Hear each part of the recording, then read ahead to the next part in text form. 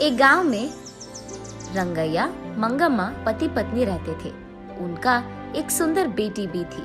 2 साल से सूखे के कारण कुएं के पानी सारे सूख जाते हैं और गर्मी की मौसम होने के कारण उसका खेत भी सूख जाता है। उसके सारे पैसे वो खेत में और खेती में गवा देने के कारण उदास होकर रंगैया मंगम्मा से ऐसे कहता है, मंगा, भगवान भला हमसे ऐसे क्यों खेल रहा है। गर्मी का मौसम आ गया, कुएं के अंदर पानी भी खत्म हो गया और खेत का हालत ऐसे है। सारे पैसे मक्के में डाल दिया मैंने। ऐसे वो निराश होता है। इतने में उसकी बेटी लक्ष्मी आकर पापा ऐसे कहते हुए हंसते हुए प्यारी सी नन्ही सी उसकी बेटी अपने पापा से गले लगाती है। अपनी प्यारी बेटी को देखते ही रंगैया के चेहरे पे मुस्कान आ जाती है। वो उसके सारे दुख भूल जाता है।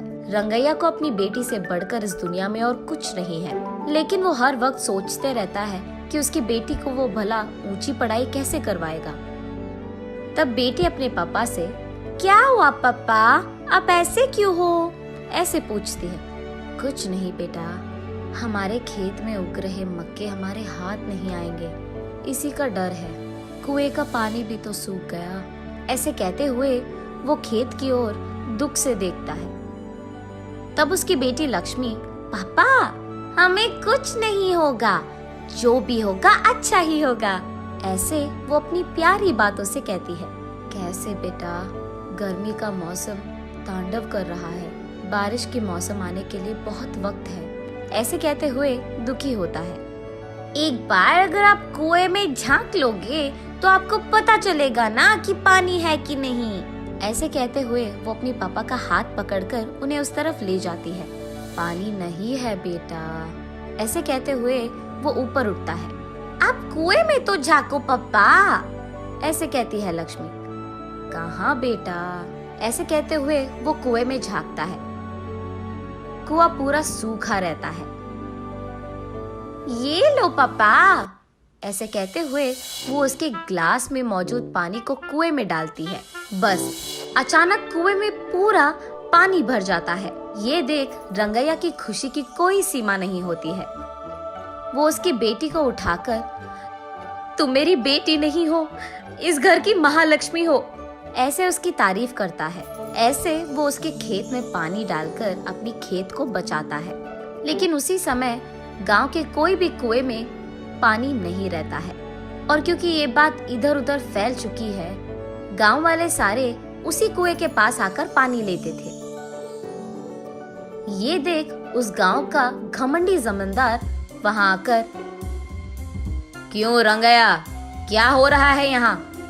मेरे कुएं से पानी निकालकर तुम सारे गांव वाले ऐसे कैसे उसका इस्तेमाल कर रहे हो? ये मेरा खेत है और ये कुआं भी मेरा है। मैंने ये सोचकर दिया कि तुम गरीब हो, काम कर लोगे, लेकिन तुम यहाँ समाज सेवा कर रहे हो। ऐसे ही देखता रह जाऊंगा तो ये खेत भी तुम्हारा कह दोगे तुम। ऐसे गुस्से में उससे बात करता है। तब रंगैया, साहब मैं ऐसे थोड़ी करूंगा, हमारे पूर्वजों से यही हम काम कर रहे हैं। अब अगर आप ऐसे बात करोगे तो हमारा क्या हो जाएगा साहब? ऐसे कहते हुए वो उसके पैरों पे गिर जाता है।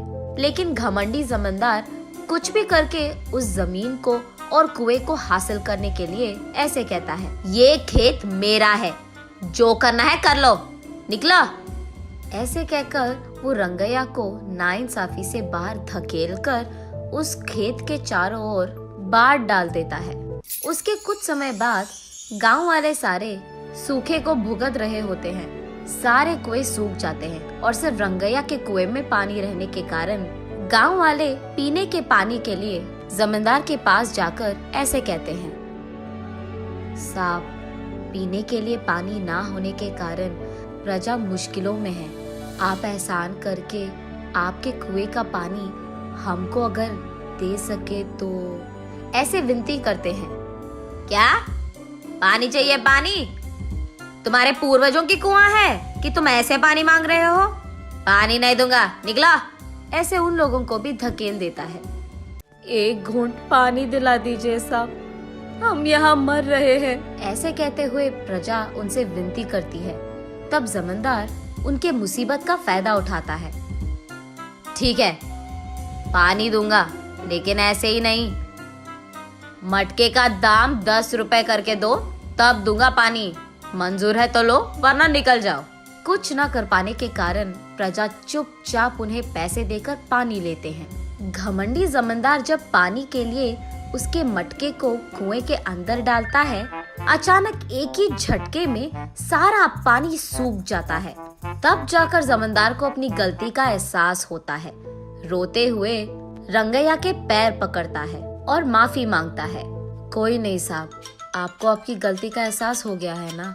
तब जाकर वो रंगैया की बेटी की सहायता से जब मटके को कुएं के अंदर डालता है तो अचानक पानी पूरा भर जाता है कुएं में और सारी प्रजा इस घटना को देख बहुत खुश होती है। रंगैया उस पानी को सारे गांव वालों में बांटते हुए, खेती करते हुए खुशी से जीता है।